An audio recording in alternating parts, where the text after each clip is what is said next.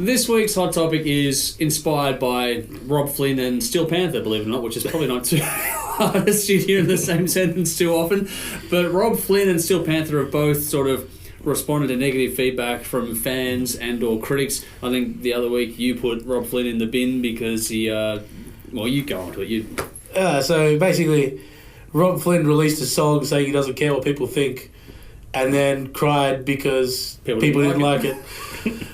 And then, basically. So. And then Steel Panther said, the people that don't like their album, let's see you write a better song and so on and so forth. And that's the general premise. I guess this is our chance to reply as critics, for lack of a better term, for what we do. Yeah, true. And look, Steel Panther's argument is try and write a better song. Like, I get that, because it's not that easy. And we sit here and criticise bands and put their bloody heart and soul in the song. Yep. The funniest part of the Steel Panther is actually the Nikki Sixx one. That's amusing, yeah. Because we all know when Steel Panther do interviews, they do it in character. It's like wrestling, folks. Yeah.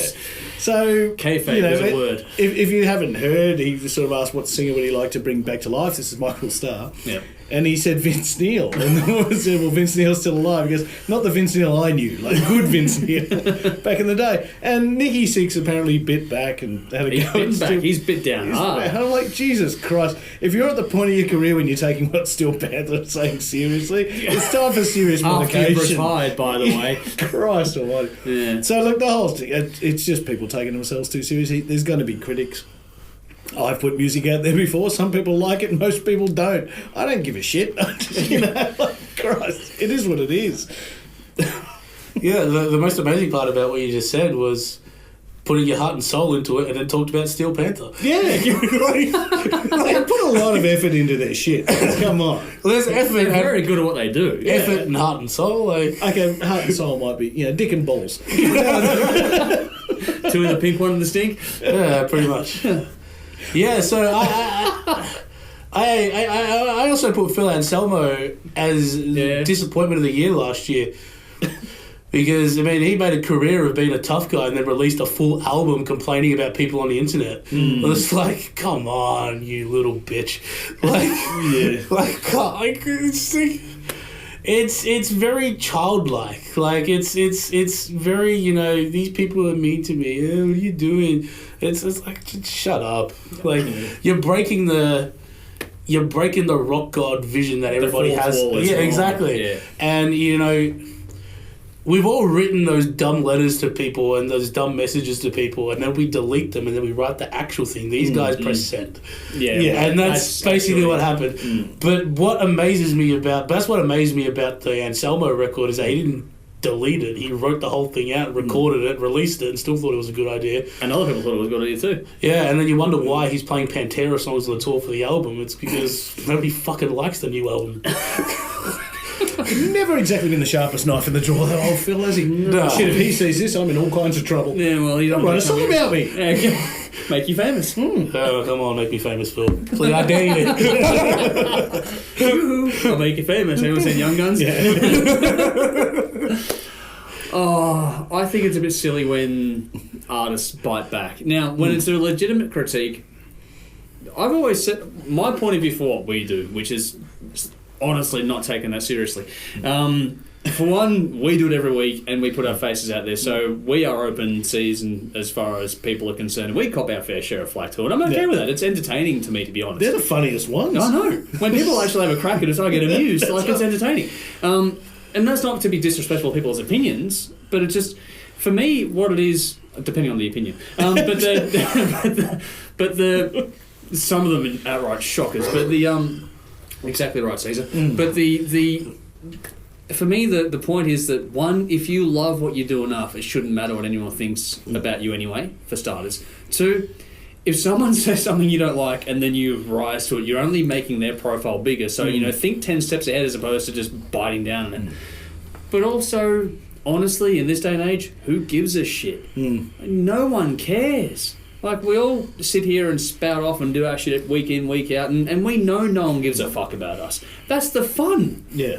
And if you're in a band, you put out an album, no one likes it, who cares? Did people buy it? Okay, cool. Then you got a fan base. When people have bitten on us and said, you said something about a band I don't like. I've actually taken that as a big compliment to the band that is in question because they've generated a fan base that's loyal enough to fight for them.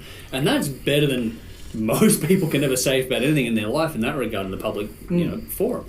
I don't think there's anything wrong with critiques. And at the end of the day, if you're an artist that believes in your art, then it shouldn't matter what people think of you anyway, because you're going to be doing it because you want to do it as opposed to wanting mass acceptance. Well, critique's only opinion, isn't it?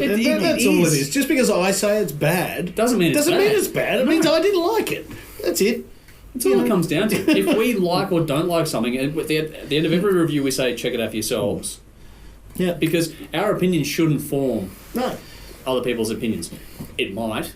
I don't know why, but it shouldn't. But the bottom line is that critics exist to critique. Yeah. There is an actual art form in putting words to something like There's that. a difference between responding to critiques though and just responding to YouTube comments. Well, yeah, which is what Rob Flynn has done. and still can for that matter as well. Yeah, no, don't respond to YouTube comments like that. That's just all you've done is made someone really famous for fucking no effort whatsoever. Yeah. So good luck to you in that regard. A genuine critique is one thing, but even then, like I said, if you love it, who cares? Because it should be about what you want versus the world don't like it. Who gives a fuck? Yep. There are 6 billion people out there. I'm sure someone liked it. Every album is someone's favourite album. It's also someone else's worst album. Yeah. One man's trash is another man's treasure, and all the other Exactly. cliches you can think of. Anyway, over to you. Let us know what you think out there about artists biting back on what critics think of their latest work and general YouTube comments and stuff like that as well. This will be interesting. Over to you. Thank you for taking the time to watch this video. Make sure you leave your thoughts in the comments below and also give us a thumbs up or subscribe or follow any of our social media channels to stay up to date with what's going on next.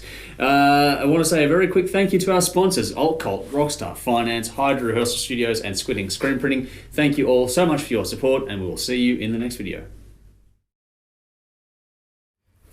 Did you want to see the clap Comments back? on YouTube about YouTube. Did you want to see the clap back from Dope?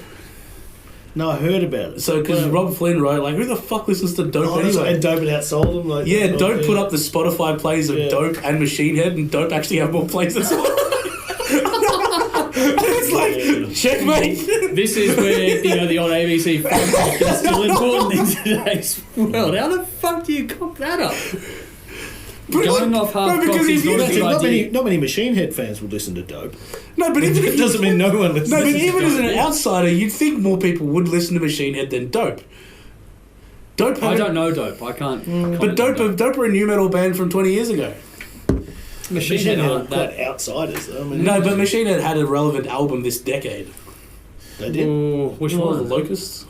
I never heard it. Oh, man, the Bleeding Red was when they peaked as far as popularity and notoriety went, and no one, and the old school fans didn't like that album, but that was the one that broke them. Hot topic, Machine Head. Are they good or are they shit? And who's better, Dope or Machine Head? And fuck Rob Flynn. Fuck Dope as well for that matter. Who gives a shit? Moving on. All right, to Warbirds. Okay. Alright.